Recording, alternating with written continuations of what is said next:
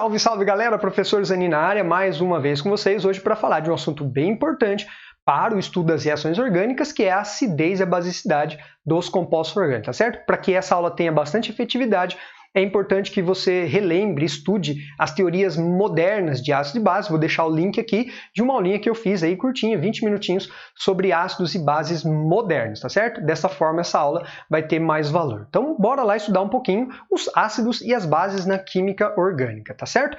Bom, nessa altura do campeonato há uma dúvida, né? Como que eu sei que uma substância é um ácido ou uma base? Ou como que eu sei se esse ácido é forte ou fraco? Então, diferente do que a gente comumente usa na química inorgânica, que é o pH, nós vamos usar aqui, o pH é uma ferramenta que determina a acidez, né? Tanto a força quanto a existência de um ácido ou uma base. Aqui nós vamos usar um outro critério. Por quê?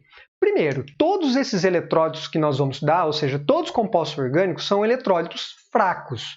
Ou seja, eles promovem o processo de ionização e a reação ocorre no sentido contrário também. Ou seja, eles estabelecem um equilíbrio químico. Então eu vou representar aqui de forma geral a ionização de um ácido, imagine que seja um ácido orgânico, um ácido HA, onde A é um ânion qualquer, tudo bem? Então esse ácido ele ioniza e esses íons interagem novamente e formam a espécie não ionizada, ou seja, o ácido na forma molecular, tá ok? Então eu poderia fazer isso com uma base aqui, né? Usar aqui uma base e promover o processo de dissociação e ionização dela, tá certo? Mas o fato é que sempre haverá pouco disso aqui em relação àquilo lá, ou seja, eles são sempre eletrólitos fracos.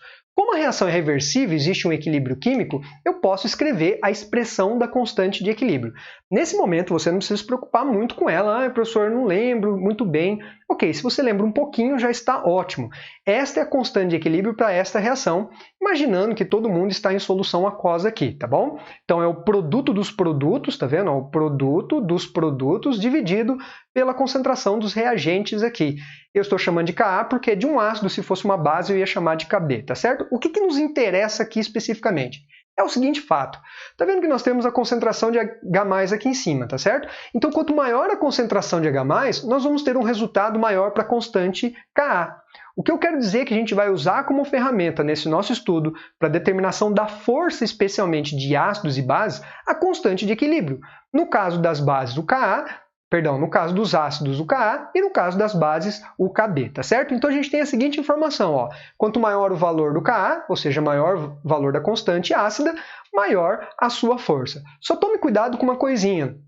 Eventualmente, no seu material, em algum exercício, você vai encontrar um valor, não do Ka, mas o valor do pKa. O que é esse Pzinho? Tudo que a gente coloca um Pzinho na frente significa que a gente aplicou menos log, ou seja, o cologaritmo daquela funçãozinha que a gente está estudando. Então, por exemplo, no caso, se eu pegar a concentração de H+, e fizer o menos log dessa concentração, eu tenho pH. Lembra disso? Então, se colocar aqui o menos log do zanin, você vai ter o Pzanin, o potencial do zanin, tá certo? Isso significa, perceba, que se a gente aplicar o cologaritmo, nós vamos ter uma relação inversa. Quanto maior o Ka, menor o pKa. Portanto, cuidado, porque se o cara oferecer o pKa, nós temos que lembrar que quanto menor o pKa, mais forte é, e vice-versa, tá bom? Isso é bem importante para a gente seguir. Então, por exemplo, se a gente pegar uma substância inorgânica como referência, dá uma olhadinha aqui, ó. Olha a constante ácida do ácido sulfúrico, que é inorgânico, que é um eletrólito forte. 10⁹. É muito forte, é muito grande essa constante aqui, tá certo? Agora, olha a comparação com uma substância orgânica, que é um ácido, o ácido carboxílico, no caso, o ácido etanóico. 10⁻⁵, tá vendo a diferença? Então, eles sempre serão eletrólitos fracos. A ordem de grandeza fica muito próximo disso, 10⁻⁴, 10⁻⁵, 10⁻⁶. Você vai ver que não varia muito desse valor aqui, mas a gente vai trabalhar com isso aqui, tá bom? Bora lá, então? Bom, comecemos então. Eu dividi esse estudo em duas aulas, a aula sobre ácidos e a aula sobre as bases orgânicas, tá certo? De quebra nas bases, nós vamos estudar um grupo de substâncias que são anfóteras, ou seja, tem um comportamento tanto ácido quanto básico, tá bom? Então, eu quero que vocês pensem comigo, tá certo? Eu vou fazer uma aula na forma de um pensamento. Tá, quem são ácidos na química orgânica? Bom, eu conheço dezenas de funções, existem dezenas de funções, lembra? Hidrocarbonetos, álcoois, éteres, ésteres, aminas, amidas, e uma quantidade aí, mais de uma dezena de grupos, tá certo? Daí eu lembrei de um grupo. Estão me perguntando quem são ácidos? Eu lembro de um grupo que tem no próprio nome ácidos. Quem são? Os ácidos carboxílicos. Então, sem dúvida, a gente já começa de partida com um grupo. Os ácidos carboxílicos são ácidos. Ótimo! E eles são ácidos, olha só, são ácidos diarrênios. Você coloca eles em água e eles sofrem um processo de ionização, liberando o íon H+, mais o ânion aqui carboxilato, como resultado da ionização. Tudo bem, a gente já sabe, são ácidos fracos, portanto a reação é reversível, tem mais substância não ionizada do que ionizada, a constante é pequenininha, dá uma olhadinha no valor, aproximadamente 10 a menos 5. Por que aproximadamente? Porque vai depender de quem é esse R aqui, ó. Nós ainda vamos fazer um estudo de como esse R influencia nessa acidez aqui, beleza? Então, se alguém me perguntar, estou andando na rua, alguém fala assim, ei, quem são ácidos na química orgânica? Ácidos carboxílicos. Mas daí eu pensei, será que não existem outros grupos que também sejam ácidos? E eu fui olhar para os ácidos carboxílicos para verificar o que eles têm que possa fazer com que outros grupos também sejam ácidos. E eu olhei para o processo da ionização e pensei, olha, esse hidrogênio saiu dali de juntinho do oxigênio, confere? De juntinho, ótimo. Esse hidrogênio saiu dali de juntinho do oxigênio. Ou seja, dessa estrutura velha de guerra que a gente chama de hidroxila.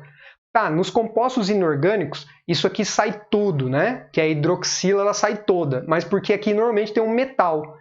Nos compostos orgânicos, sai só o hidrogeninho, tá vendo? Por causa da diferença de eletronegatividade acentuada entre os dois. Isso significa, me fez pensar, que outras funções que também tenham hidroxila, talvez possam ser ácidas também. E eu lembrei de duas importantes. Os álcoois e os fenóis. Bom, se eu tenho um álcool, tá vendo? Eu também tenho uma hidroxila ligada a um carboninho aqui, normalmente saturado, né? Porque se for insaturado é um enol. E aí o processo de ionização seria assim, ó. Liberaria o H+, da hidroxila e formaria esse ânion aqui, tá vendo? Com o oxigênio aqui, ó, negativo. E aí eu decidi, para verificar se é ácido, sabe fazer o quê? Determinar a sua constante. E olha só o valor que eu encontrei. 10 a menos 18. É muito diferente, tá vendo? Se isso aqui já é um ácido fraco, isso aqui é desprezível. Professor, como assim desprezível? São todos fracos, isso aqui só é fraco. Não, é muito fraco. Quer um parâmetro?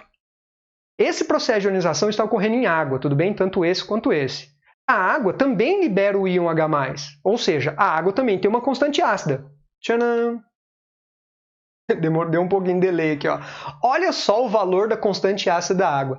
10 a menos 16 a ordem de grandeza. Mais precisamente, 1,8 vezes 10 a menos 16 a 25 graus. Não confunda a constante ácida da água com o kW da água. O kW é o produto desse valor vezes a concentração da água lá na expressãozinha da constante de equilíbrio. Se isso pareceu confuso, só lembre o seguinte. O kW, né, é 10 a menos 14 e a constante ácida da água é 10 a menos 16 a ordem de grandeza. Então significa o seguinte, ó, se eu colocar esse cara aqui, esse álcool, na água para fazer ionização, tem mais H+ oriundo da água do que propriamente do álcool. Sabe o que significa?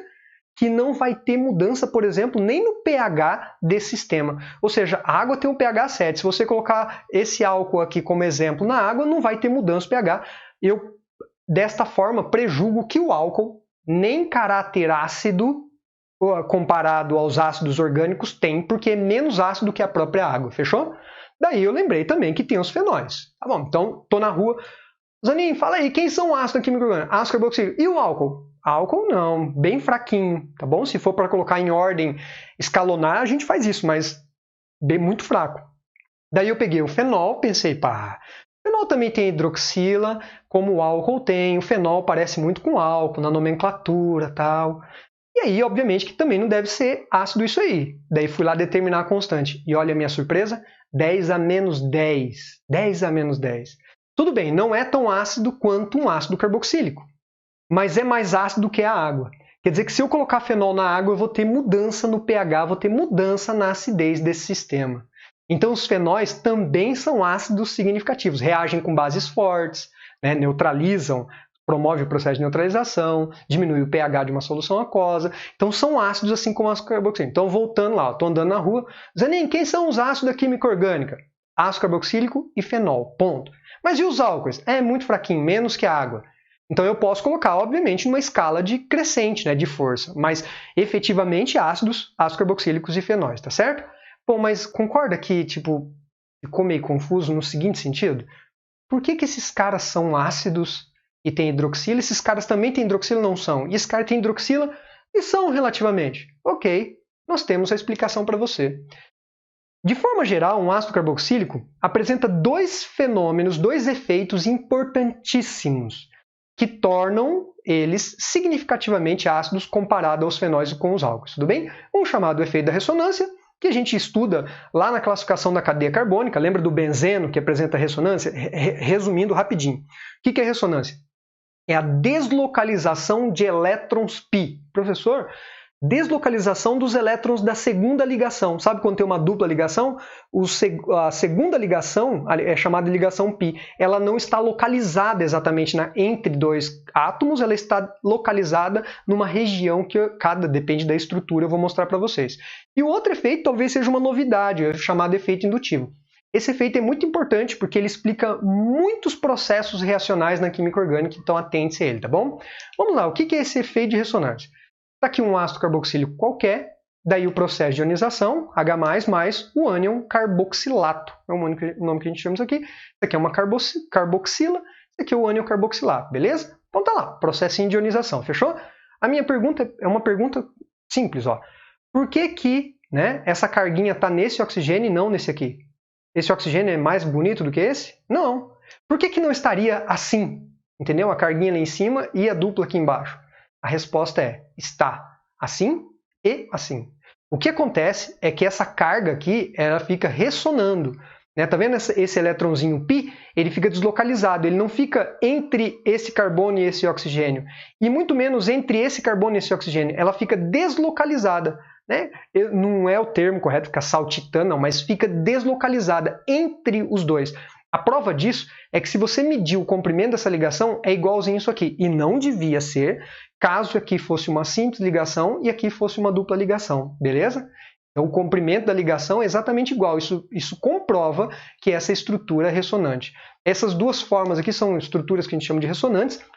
E quanto maior o número de estrutura ressonante que um composto pode apresentar, mais estável é essa estrutura ressonante.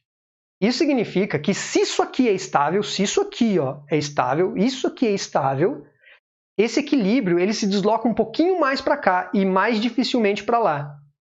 Não que tenha mais disso do que aquilo, mas a hora que forma isso aqui consegue aparecer em maior quantidade. Por quê? Porque é estável.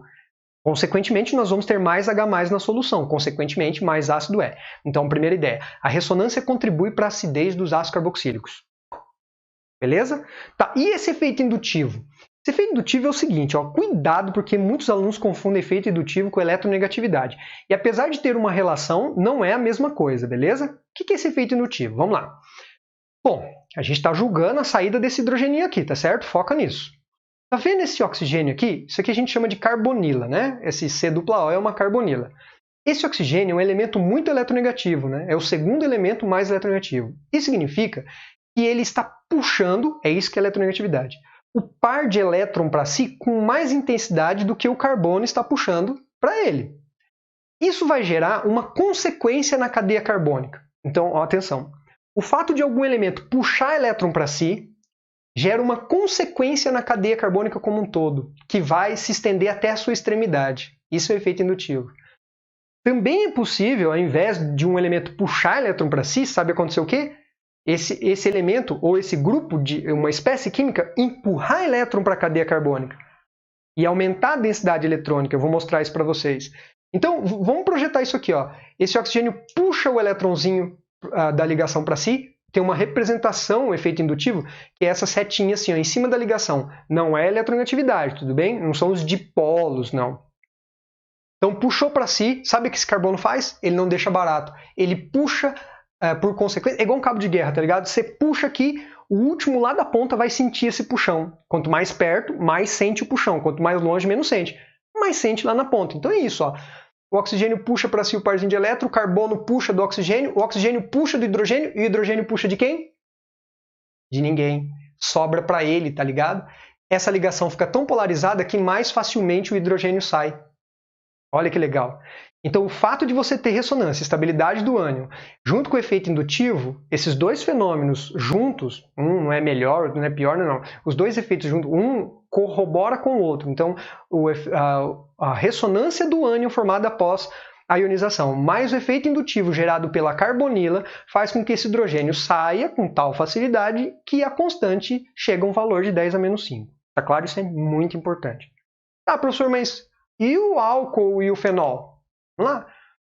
Olha aqui para o álcool, tá vendo? Tem dupla ligação aqui, tem carbonila, tem ligação pi para ter ressonância, para ter essa deslocalização dos elétrons pi? Não tem. Álcoois não têm ressonância. Isso já faz com que ele seja menos ácido que o ácido carboxílico. Mas os álcoois também têm a carbonila, ou seja, um elemento muito eletronegativo para promover o efeito de indução, o efeito indutivo? Também não tem. Por isso que os álcoois têm uma constante tão pequenininha. Eles nem têm ressonância do ânion após a ionização e nem têm um elemento muito eletronegativo para polarizar mais as ligações e gerar o efeito indutivo. Professor, mas e o fenol? O fenol você falou que tem um pouco mais de acidez. Sim, aqui ó, a constante 10 a menos 10. É mais ácido que os álcoois, mais ácido que a água. Por quê? Se também não tem a carbonila. É verdade, não tem a carbonila e não tem o efeito indutivo. Mas lembra o que significa essa bolinha aqui? Lembra dessa bolinha aqui? Essa bolinha é a ressonância. Ou seja, depois que ocorre a ionização, o ânion formado, o elétronzinho que ficou nessa estrutura, começa a participar do processo de ressonância. Aí formam estruturas ressonantes. E isso dá estabilidade para o ânion. Então os fenóis, eles apresentam ressonância depois da ionização. Por isso que tem uma força intermediária, entendeu? Não é tão forte quanto o ácido carboxílico, que tem ressonância e o efeito indutivo, mas é mais forte do que os álcoois, que não tem nada. Aqui, pelo menos, tem a ressonância do ânion, portanto, uma certa estabilidade, portanto, uma certa acidez, certo? Isso é muito importante. Reveja isso, dê pause, anote, construa essa ideia, escreva o que você entendeu, porque isso aqui é bem importante, certo? Professor, pode falar um pouquinho mais sobre esse efeito indutivo? Claro, vamos lá. Bom, esse efeito indutivo eu vou falar na seguinte perspectiva. Sabe aquele grupo R, esse grupo R que estou colocando aqui? Ó? Esse grupo R aqui, ele pode contribuir para o efeito indutivo, tanto de forma positiva quanto negativa. Ou seja, esse grupo R aqui, ele pode aumentar o efeito de indução, deixando mais ionizável o hidrogênio, mas ele pode contribuir também pelo contrário, aumentando a densidade eletrônica da cadeia carbônica, deixando todo mundo mais feliz aqui e o hidrogênio estável ali. A gente tem essa possibilidade também. Vamos lá então. Então, qual que é o efeito desse grupo R na acidez, né? Vamos pegar uma referência aqui. Esse aqui é o ácido, esse aqui é um ácido qualquer, genérico, tá certo? Eu estou colocando o efeito de indução aqui, ó, tá lá, que a gente já conheceu. A saída do hidrogênio e a constante aproximadamente 10 a menos 5. Por que aproximadamente? Porque depende desse grupo R aqui, tá bom? Então tá. O que acontece é o seguinte. Esse grupo R pode ser de dois tipos. Então ele pode ou diminuir a densidade eletrônica da cadeia carbônica, deixando o hidrogeninho mais solto, porque vai todo mundo puxar elétron e o hidrogeninho vai ficar mais soltinho, beleza? Ou ele pode aumentar a densidade eletrônica da cadeia carbônica. A gente chama de eletrorrepelente, eles começam a empurrar elétrons para o sistema, o hidrogeninho fica feliz e ele não sai com tanta facilidade. Professor, mas como que eu vou saber? Vai lá. Esses que diminuem a densidade, ou seja, que aumentam a acidez de um ácido carboxílico, de um fenol, até mesmo de um álcool, são elementos muito eletronegativos, porque eles também vão, além da carbonila, vão puxar elétrons para si, e a gente chama isso de efeito indutivo negativo. Então cuidado, porque apesar de chamar efeito indutivo negativo, eles aumentam a acidez. Lembra de negativo de elemento eletronegativo. Então toda vez que você tem elementos muito eletronegativos, o efeito indutivo é chamado efeito indutivo negativo e eles aumentam a acidez, tudo bem? Do contrário, radicais orgânicos, tipo um CH3, um radical metil aqui, um propil, isopropil, ou seja, você vai aumentando a cadeia carbônica, esses caras, eles recheiam a cadeia carbônica de elétrons. Eles são chamados de eletrorrepelentes, enquanto esses daqui são chamados de eletroatraentes, beleza? Os elétrons repelentes, eles aumentam a densidade da cadeia carbônica, deixando todo mundo mais feliz e satisfeito, e, consequentemente, o hidrogênio sai com mais dificuldade. Ou seja, um efeito indutivo positivo diminui a acidez da cadeia carbônica, beleza? Às vezes aparece um I- e um I+, para representar tudo isso aqui, fechou? Professor, pode dar exemplo? Bora lá. Vamos pegar um parâmetro aqui. Isso aqui é o ácido metanóico, beleza? O ácido metanóico, o nosso R é um hidrogeninho. O efeito indutivo devido à carbonila está ali, ó, isso sempre vai ter no ácido carboxílico, certo? Está ali o efeito indutivo da carbonila. Legal, mas a gente quer trocar esse hidrogênio por um grupo R. Está lá a constante, esse número aqui, real. Constante ácida do ácido metanóico, que é o ácido fórmico, 10 a menos 4. Vamos guardar essa informação. Agora eu vou colocar uma outra substância. O que eu fiz? Eu troquei o hidrogeninho, que é o nosso grupo R, por um CH3. Agora, pensa comigo. O CH3 é o quê? É um eletrorrepelente ou um eletroatraente? O CH3 é um eletrorrepelente. Ele aumenta a densidade eletrônica da cadeia carbônica, tem um efeito indutivo positivo e deixa menos ácido. Sabe por quê? Olha o que ele faz. Ó. Ele aumenta a densidade eletrônica desse carbono. Esse carbono feliz danado da vida, ele aumenta a densidade desse oxigênio. Esse oxigênio aumenta a densidade dessa ligaçãozinha aqui. Ou seja, o hidrogênio fica mais feliz e mais preso na estrutura orgânica. Olha a consequência. 10 a menos 5. Menos ácido do que o ácido metanóico. Quanto menor a cadeia carbônica, mais ácido é. Quanto maior a cadeia carbônica, menos ácido é. Porque quanto maior esse grupo, mais elétron vem chegando no sistema, mais estável vai ficando a estrutura. O que eu vou fazer agora? Olha só, no lugar do nosso hidrogeninho, eu estou colocando aqui, perdão, no lugar de um hidrogênio do CH3, eu estou colocando um átomo de cloro. O átomo de cloro é o quê? Eletroatraente, ele vai gerar um efeito indutivo negativo. Ele já tem o efeito indutivo da carbonila. Agora adivinha o que aquele cloro vai fazer? Ele vai puxar a densidade eletrônica dessa ligação para si, esse carboninho não vai deixar barato, esse carboninho não vai deixar barato, o oxigênio não vai deixar barato, e adivinha a consequência? O hidrogênio vai ficar mais soltinho. Consequência, esse aqui é o ácido cloroetanóico ou cloroacético. Dá uma olhada na sua constante. 10 a menos 3 é bem mais ácido do que o nosso amiguinho ácido acético. Quanto mais elementos eletronegativos aqui, sabe o tricloroacético? O tricloroacético seria 3 cloros aqui, ó. A constante dele é maior do que muitos ácidos inorgânicos. Chega perto de 1. Aqui é 10 a menos 3, 1. É uma coisa absurda, tipo, vai colocando elemento eletronegativo e vai ficando cada vez mais ácido. Isso não vale só para ácido carboxílico. Eu estou pegando o ácido carboxílico, senão a gente vai estender muito nossa aula, mas eu poderia pegar um fenol. Peguei um fenol, coloquei um cloro, vai ficar mais ácido. Peguei um fenol, coloquei um radicalzinho metil, tipo, sei lá, coloca lá o fenolzinho e um radicalzinho metil. Em qualquer posiçãozinha, vai ficar menos ácido. A posiçãozinha orto-para, lá, orto-meto-para, influencia também no processo de acidez. Quanto mais próximo do fenol, do grupo da hidroxila, mais efetivo é o efeito, tá bom? Isso é importante. Bom, legal. Tá claro isso aqui, não? Tranquilos? Bom, seguinte, ó. Eu coloquei aqui uma linha geral para a gente entender sobre a acidez. Os compostos mais ácidos que a gente estudou hoje foram os ácidos carboxílicos, seguidos dos fenóis. Depois a água intermediária, nem composto orgânico é, mas um bom parâmetro para isso daqui. E depois os álcoois. Então, às vezes, o cara dá um monte de composto orgânico diferente e fala, coloca em ordem crescente de força. Aqui. Professor, mas se tiver uma base? Bom, base vai estar para cá ainda, só que na próxima aula nós vamos estudar as bases e, obviamente, a gente pode montar uma lista dessa muito maior, certo? Queridos, agradeço pela atenção, espero que tenham gostado. Não deixe de assistir a próxima aula. Como eu disse, eu dividi essa aula em 2 partes para que não ficasse muito pesado, certo? Até mais!